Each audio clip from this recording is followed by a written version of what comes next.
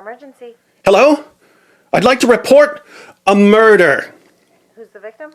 Muhammad ibn Abdullah. I think he was poisoned. Is this a friend or relative? No, he's the prophet of Islam. And when was this? Well, it was almost 14 centuries ago, but don't you guys have like a cold case file or something? Not for that long ago. Not for that long ago. Listen, lady, do you have any clue how important this case is? I've got Sunnis telling me a Jewish woman poisoned him. I've got Shias telling me Aisha poisoned him. And I want to know who killed... Hello? She hung up. Guess I'll have to solve this one myself. Through a careful investigation of Islam's most trusted sources. By the way, to all my Muslim friends out there who've never bothered to read your most trusted sources, may I say, in advance, moi ha ha. All right, I've gone through the Quran, the Hadith, the Tafsir, and the Sirah literature, and I think I've finally solved the mystery of Muhammad's death. Can you imagine solving a 1400-year-old murder mystery by carefully re-examining the evidence? That kind of makes me the ultimate cold case detective, doesn't it? The Muslim sources tell us that Muhammad was poisoned. All we have to do is take everything we know about how Muhammad was killed and ask ourselves, who would have killed him in that particular way? To figure out who killed Muhammad, we just need to do a little profiling. The main difficulty we face here is that lots of people wanted to kill Muhammad. The pagans wanted to kill him for conquering their cities, smashing their idols, slaughtering their men, raping their women, and enslaving their children. Jews wanted to kill him for seizing their land, destroying their communities, slaughtering their men, raping their women, and enslaving their children. Christians wanted to kill him for threatening to conquer them. Men wanted to kill him. Women wanted to kill him. Old people wanted to kill him. Young people wanted to kill him. Muhammad made a lot of enemies. The Quran tells us how Allah would have killed Muhammad. We find Allah's MO, his preferred method of executing false prophets, in Surah 69, verses 44 to 46. According to the Quran, if Muhammad were to invent a false revelation, if he were to fabricate verses of the Quran, Allah would kill him by severing his aorta. The aorta is the artery that comes out of the left ventricle of your heart. It's also called the life artery. And if he, Muhammad, had forged a false saying concerning us is Allah because he's plural sometimes, we surely would have seized him by his right hand, or with power and might, and then we certainly would have cut off his life artery. And in parentheses, the translators add aorta. So, if Muhammad had been a false prophet, a liar, a deceiver, a fraud, phony, a cheat, a con artist, we know how Allah would have killed him. Allah would have severed his aorta. As long as no one severs Muhammad's aorta, then we can rule out Allah as a suspect. Now that we've got our methodology, let's turn to the Muslim sources so we can piece together a profile of Muhammad's murderer. According to Sahih al-Bukhari, Sahih Muslim, and other texts, Muhammad was poisoned by a Jewish woman. Sahih Muslim 5705. It was narrated from Anas that a Jewish woman presented some poisoned lamb to the Messenger of Allah, and he ate some of it. She was brought to the Messenger of Allah, and he asked her about that. She said, "I wanted to kill you." He said, "Allah will never give you the power to do that." Or he said, "To me, Allah will never give you the power to do that to me." They said, "Shall we kill her?" He said, "No."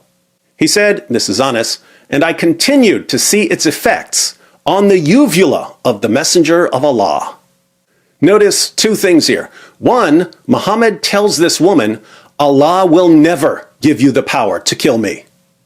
I guess Muhammad didn't know Allah very well because, as we're about to see, the poison ultimately did kill him. Two, Anas could see the effects of the poison on Muhammad's uvula. That's the part that hangs at the back of your throat.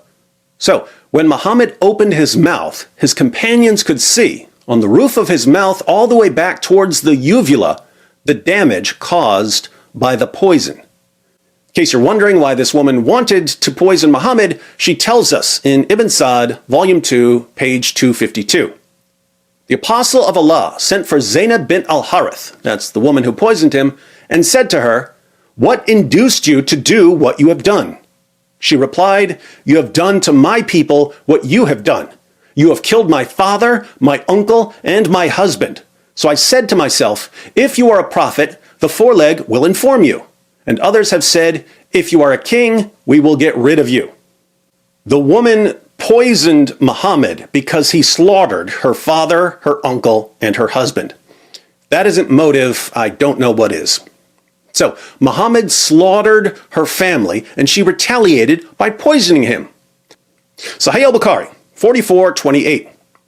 Narrated Aisha, "The Prophet, in his ailment in which he died, used to say, 'O Aisha, I still feel the pain caused by the food I ate at Khaybar, and at this time I feel as if my aorta is being cut from that poison.'"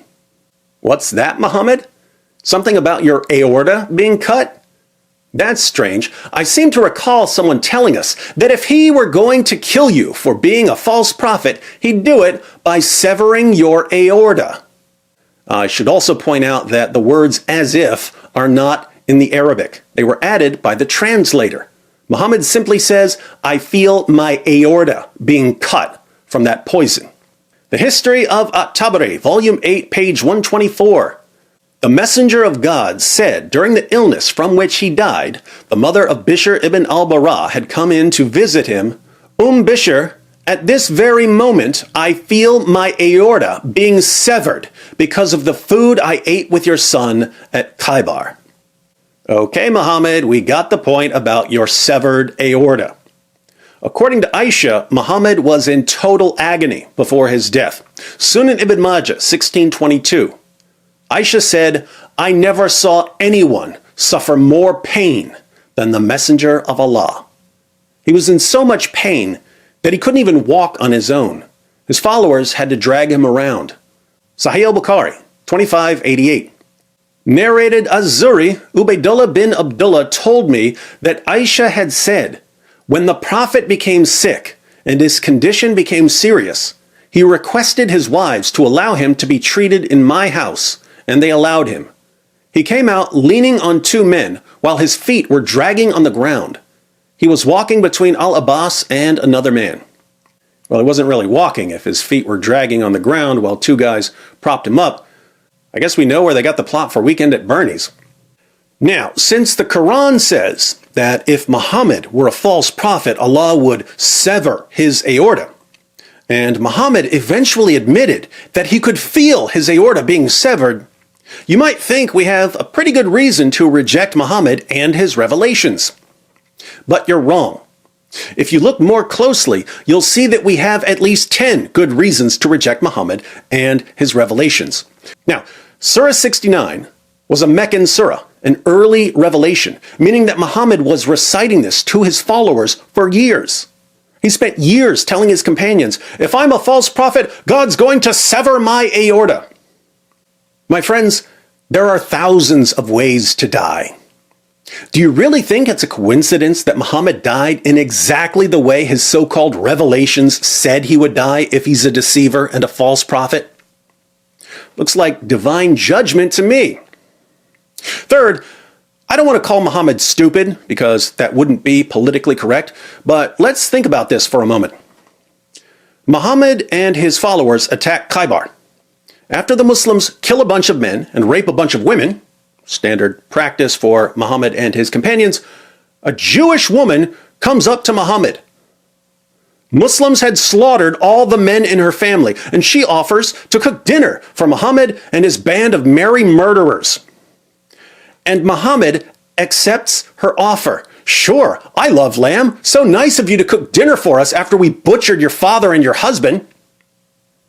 Look, if Muhammad doesn't have enough common sense to realize that he probably shouldn't eat that lamb, why should we trust anything that comes out of his mouth? If a woman comes up to you and says, "Hi, you slaughtered my family. Care for a delicious meal?"